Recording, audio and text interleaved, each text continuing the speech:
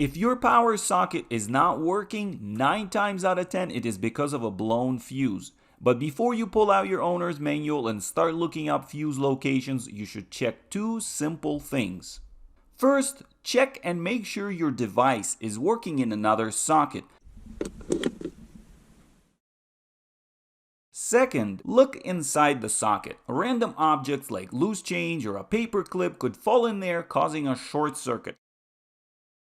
Once you rule out those 2 things, you can start checking the fuses. It is best if you have an owner's manual, go to your index, find fuses, go to that page and locate the power outlet fuse. This owner's manual shows there are 2 fuse panels, one in the passenger compartment inside that kick panel,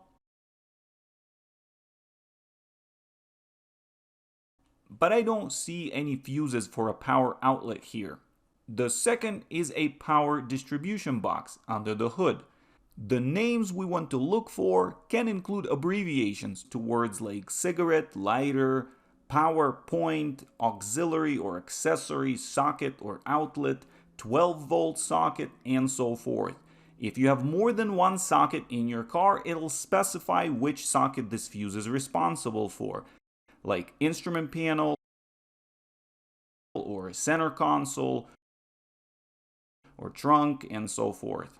If you don't have an owner's manual, look for fuse box covers under the dash or in the kick panels, also under the hood or even in the trunk. Often covers will have a fuse map with a description which fuse is what.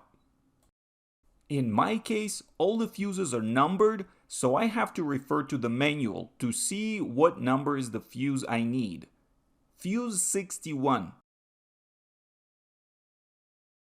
Which is right here.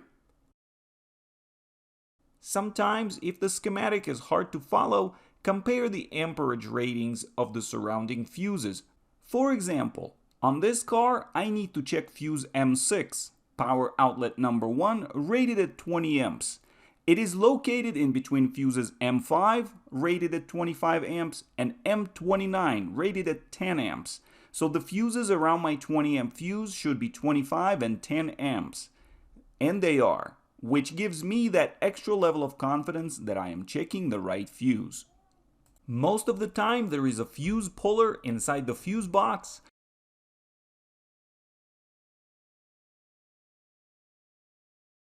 If you don't have one, needle nose pliers do the job just fine.